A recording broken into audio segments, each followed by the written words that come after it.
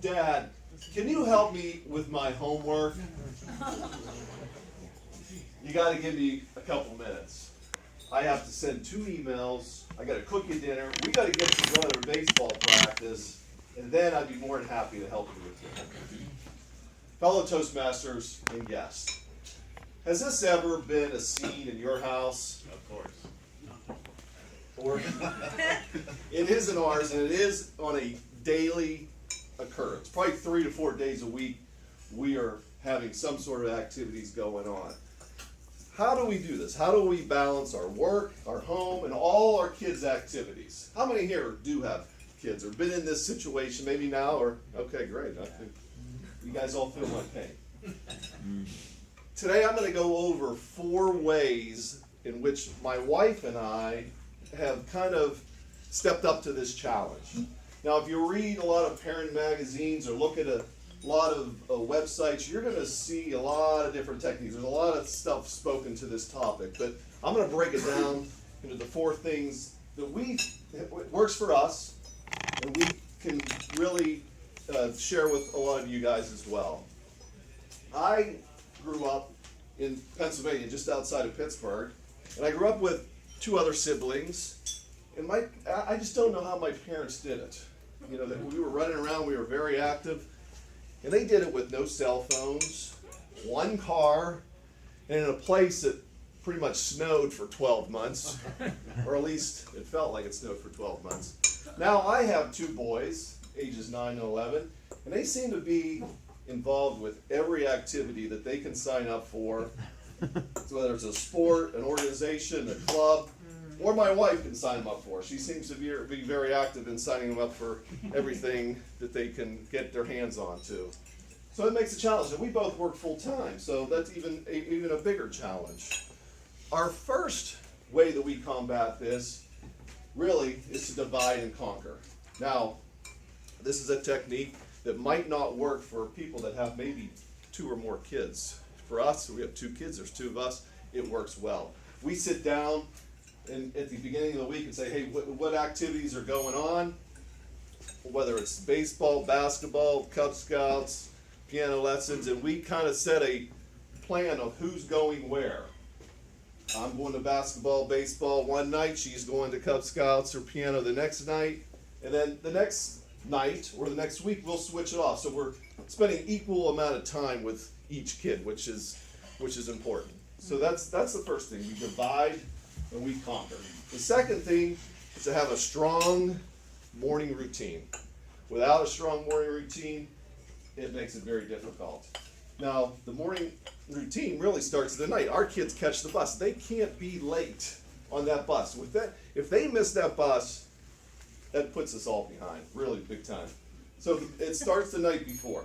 It starts the night before with, lunch is packed, homework checked off, shoes at the door, you name it. I'm missing probably 10 steps there, but without that night before, it's morning chaos in the morning. So we need that night before, a good strong morning routine. The third thing here is spend some time together, because that's important. You hear all these experts say, you got to eat dinner together as a family. You got to eat dinner together as a family, and that's great. I do agree with that. That is very important. But that's not realistic. It's just not on times that we are running around with chickens with our heads cut off. What we do is we come together at the end of the night, maybe for a small dessert, after the activities, after we're back home, and we'll do that for 10 minutes, and we'll, talk about the activities, talk about maybe what's going on for tomorrow, maybe what's going on for the weekend. We will continue to do that because it kind of brings us together, even if it's for a little bit of time. We're coming together as a family, and in the nights we can eat dinner together, yes, we'll do that, but coming together as a family, just a little bit of each night, is important. Now the fourth thing, it's really not a technique, but it's important to us, is to have a good babysitter. Now this technique is more important to my wife and I than it is to my kids, because we need, really to get away from that a little bit, them, and they need to get away from us. and it really helps. Now, who makes the best babysitters? Teenagers. Grandma. Grandparents. Why? They're free. Family. Free. They're free. Bingo. So they're free, and they love doing it. So they are the best babysitters. Now, if you don't have a grandparent or parents close, you're gonna have to use a babysitter, and they're not cheap. Let me tell you. I mean, the inflation on babysitters the last maybe 10 years has gone through the roof. So you really have to plan your babysitter and find somebody that your kids like, who you like, and then you gets along with your kids. So having a good babysitter. Those are the 4 things that are most important to us. Divide and conquer, have a good morning routine, spend a little time together, have a good babysitter, have a lot of wine on hand. Did I mention that? That's step number 5. No, seriously, I've become a wine connoisseur since I've had kids. I never really drank wine before, but I can tell you a lot about that.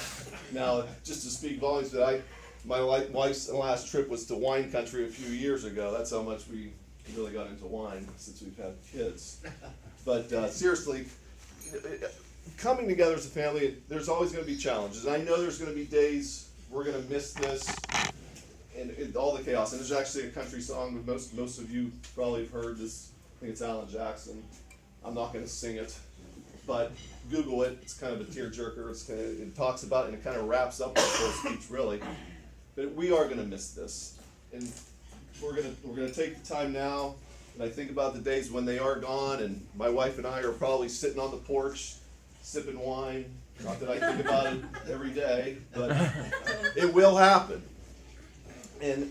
But up until this time, we're going to continue to run around with chickens with our heads cut off, and we're going to enjoy every minute of it. Fellow Toastmasters.